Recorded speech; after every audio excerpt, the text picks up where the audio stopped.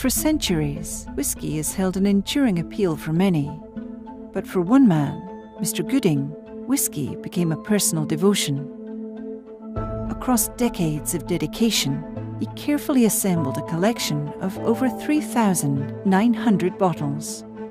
In terms of my time in whisky, professionally, this is, I would say, easily top 5 collections that I've ever seen, and certainly the most extensive that I've ever seen come to market. This collection, for me, is unprecedented. Not only is it the biggest collection of whisky ever to come to public sale, it's the biggest collection of Macallan, it's the biggest collection of Bowmore, it's the biggest collection of Springbank, and that list goes on and on and on. Well, my name is Charles MacLean, and I drink for a living. I'm a writer, specialising in Scotch whisky. My main interests are the history of Scotch whisky and what's called sensory evaluation, assessing quality. I'm Angus McCrailed. I'm a freelance whisky writer, consultant, and I do some work with whisky festivals, tastings, and a lot with auctions, so valuing and dating and authenticating old bottles of whisky and tasting as many of them along the way as possible. My name's Johnny McMillan. I'm the whisky cask buyer for Berry Brothers and Rudd. I'm the co-founder of the whisky show Old and Rare. I found out about this collection through my friend and business partner, Johnny McMillan. So I got a call from a friend of mine who runs a distillery in Arkansas. He told me that a friend of his had some bottles of whisky to sell and didn't know what they were worth. I've got this collection I've heard about in America. You know, I assumed it would be 10 or 20 bottles. Little by little, the list sort of dripped out. I started looking through the list and I just couldn't believe. Frankly, I was awed. The list goes on and on and on and on and on. You know, 3,500 bottles. And I started to see some photographs and... jaw-dropping. What is this ridiculous collection, you know? Macallan Adami, 1926, Macallan Fine and Rare. 10 bottles of 40-year-old Lafroig. No one has that. That's, ridiculous.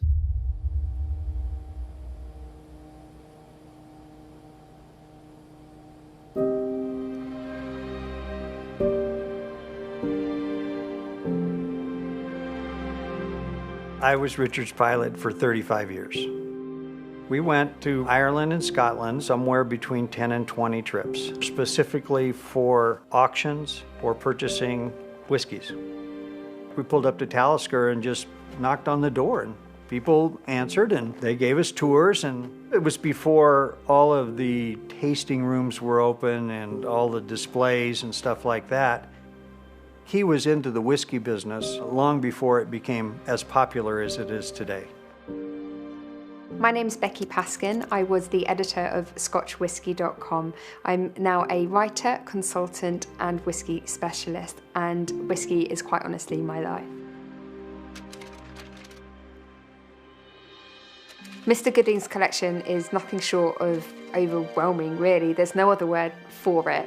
It's just staggering how much he managed to collect in just a couple of decades, flying all around the world to pick up bottles to either complete holes in his collection or just because he really loved the whiskey itself.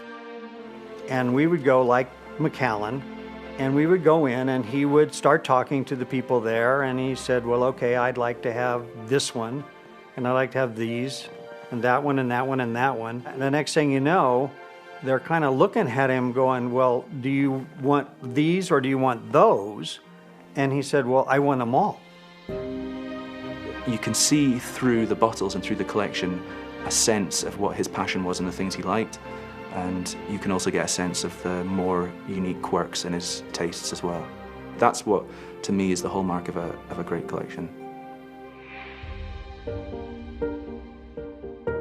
The eclecticism of it, from a consumer's point of view, there is the opportunity to compare the same year, same whiskey, but different bottlers, different bottlings. So you can have vertical tastings or horizontal tastings galore. To purchase so many of one particular bottle as well shows that he wasn't in it just for collecting purposes.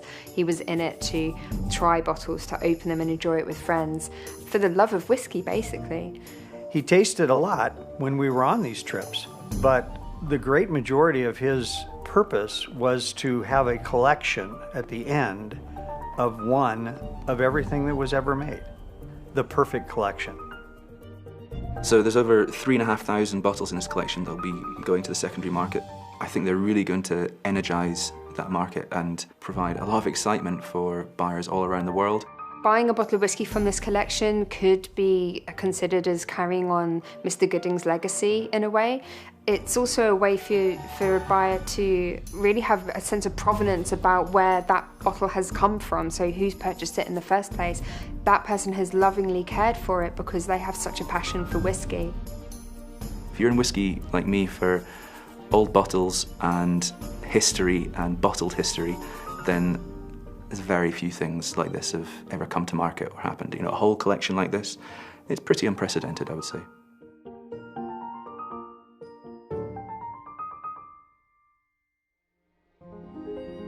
This collection is so comprehensive. Mr. Gooding clearly was a dedicated, passionate individual with a keen eye for collecting rare, unique, amazing whiskies, buying from distilleries that have long since closed. And then you've got the collection that sort of evolves through more recent periods up to the legendary Macallan Fine and Rare series, or the Macallan Adami in the 1926 bottlings, which are legendary in themselves. The collection has a wide range of independent bottlings of Signatory and Cadenheads and Samaroli. These bottles are infamous in the quality of whiskey that was put inside. You know, the uniqueness of some of these independent bottlers, these US imported bottles.